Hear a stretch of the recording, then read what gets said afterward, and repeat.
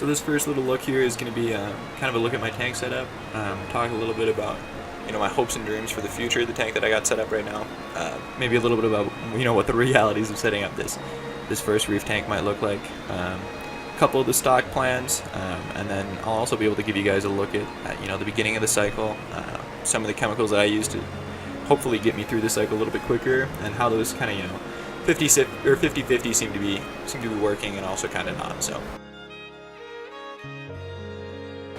Alright, so my tank is a 40B, pretty standard size. It's got the current 36-inch light on it. I don't really know much about the par readings. I haven't done too much research on the light. It kind of came with it, bought it used. It's got two Coralia power heads of size that I'm not quite sure about, but they seem to be making okay flow. The testing I've done, it kind of looks okay to me so far. And it's got a sump that's, I think, around 10 gallons. That kind of restricts the things that I'm able to do. Basically, my idea for this tank moving forward is to run a really large refugium, something like 20% tank size, as big as I can get it, with a live rock down in there, and a carbon reactor. And pretty much my plan is to see how large a Kato refugium I can run, how much nutrient export I can do that way. And if that's not working out, then I'll start running GFO mixed in with the carbon in the reactor, and I'll add a skimmer. My stock list is somewhat light. It's around 5 fish. We'll talk more about the fish and that stocking plan later on, but it's around 5 fish, and they're pretty small. So I'm expecting not too high nutrients. I'm going to be feeding as light as I possibly can, and we'll kind of take it from there and see how things are going. So the first thing that's really important to me about my tank that I think might make me stand out from some other people in the field is the idea of ethical reef keeping.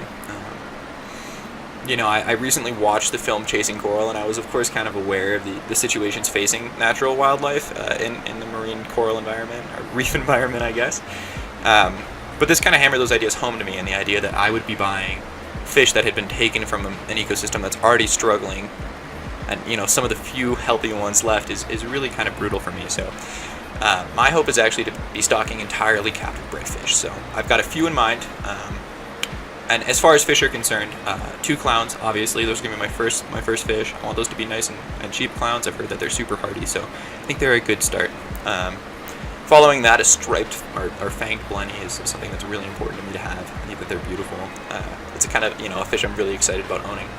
And then after that, cardinal fish and damsels are captive bred often as well. So specifically trying to find a couple cardinal fish, or maybe a damsel. Everybody I know who has a damsel is kind of frustrated by the fact that they're so aggressive and kind of hard to get out of the tank when you're done having them. But I think a damsel would definitely be an interesting thing for me to look into. So that's kind of where I'm at right now. I think the plan for the immediate future would be 2 clowns, a couple really easy frags, things like Xenia and Green Star Polyp. See how everything reacts.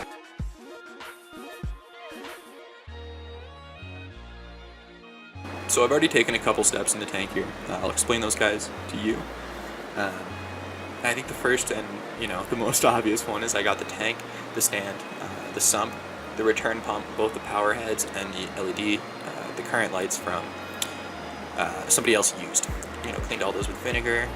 The guy who sold it to me was super nice, actually also a college student. That was a really positive experience for me.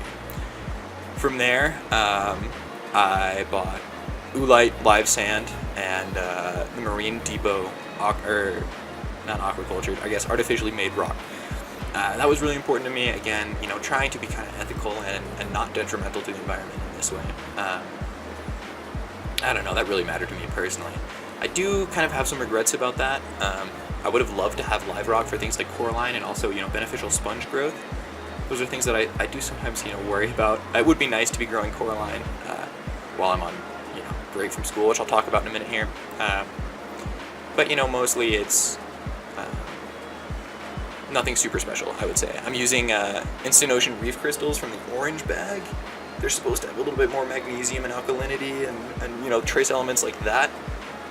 I don't know how important that is for somebody running a strictly softy tank, but if $6 is gonna make my tank look a little bit healthier, then I'm gonna spend it. It's not something I'm super worried about. When I ended up buying the buckets, which I haven't done yet, I've been buying the 50-gallon bags. When I ended up buying the buckets, they only sell the purple normal reef crystals. That'll be fine.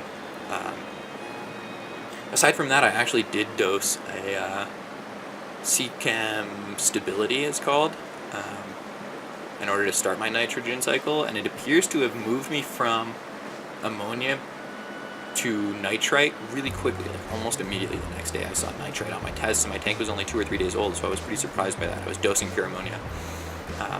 But my nitrites still are considerably high, so I'm kind of surprised about that. I think maybe only one step of the cycle was kind of jump-started here. And I'm a little bit phased about it because I will be leaving the tank for 3.5 weeks soon, so I'll talk to you guys about that. Basically what's happening is that I'm going on a class trip. Again, I'm a college student. I'm going on a class trip to Greece, so I'll be, completely away from the tank for about 3.5 weeks. I was obviously aware of this when I set this tank up, and it was definitely on my mind. And basically my thought was that I'll add a few inverts. I've got 4 snails, 4 hermits, and a shrimp in the tank right now. Hopefully start my first medium diatom bloom, which happened. The diatoms are in.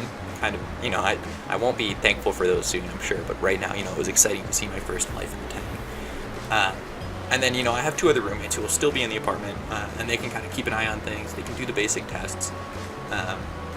If the diatoms are bad, I can tell them to turn the lights off for longer, and we can kind of keep everything under control that way. And when I come back, hopefully the cycle will be done. So in 3.5 weeks, actually something more like 4 weeks because I'm leaving a little bit early, I'll come back. I will add 2 clowns to the tank, and from there we'll kind of take off. So.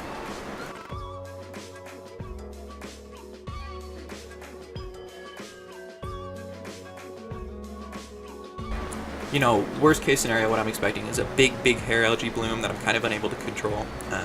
And that for me would just be, getting in the tank with the toothbrushes, removing as much of that physically as I can, doing a big, close to 50% water change. I estimate the total volume of my system to be about 50 gallons. And then from there, again, stocking 2 clowns.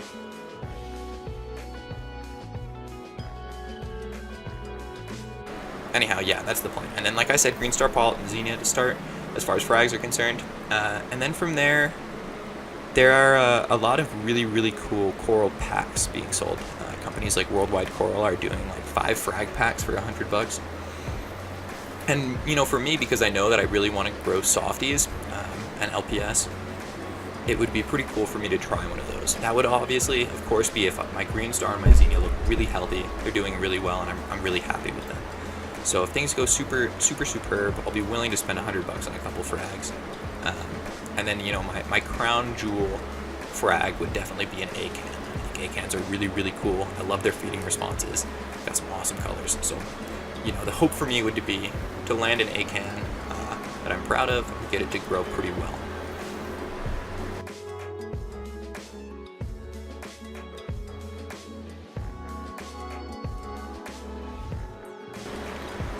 Alright, so I actually think that sums kind of up, where I'm at mentally in terms of the tank right now. Again, just going to let my cycle kind of progress, hopefully finish, maybe stabilize a little bit, and then I'll add 2 new fish later on. I think I'll probably dose the stability from CChem again, and that's because I'm worried that my cycle might be established but kind of small. I don't think that the ammonia going into the tank will be particularly large. I did recently add Chaetomorpha to my refugium from a pretty iffy fish store, right? My LFS. I have one that's good and extremely expensive, and I have one that's bad and cheap. And I went to the cheap one, and I bought two wads of Chaeto that were falling apart and brown, sank to the bottom of my refugium immediately, had 2 large bristleworms in them, kind of not great. So I'm kind of waiting to see if I can get that Chaeto to live. If it seems to me like it's dying, it's not living very well, then what I'll do is I'll remove it from the tank, so that it's not just dropping ammonia into the tank the whole time. But, long story short, I put it in the refugium, and it kind of broke apart, so there's all these little bits of Chaeto all over my tank everywhere, which is frustrating.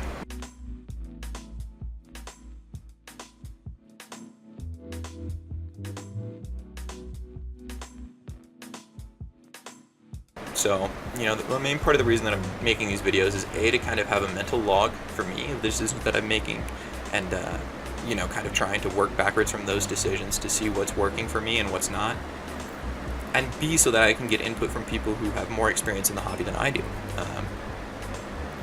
Obviously, this situation I'm in now, where I will most likely be breaking down this tank in about 6 months, is really frustrating. I want to establish this biological diversity and keep it alive and keep it kind of benefiting off of itself. But also, if things go horribly, horribly wrong and I'm just growing hair algae, I can try again.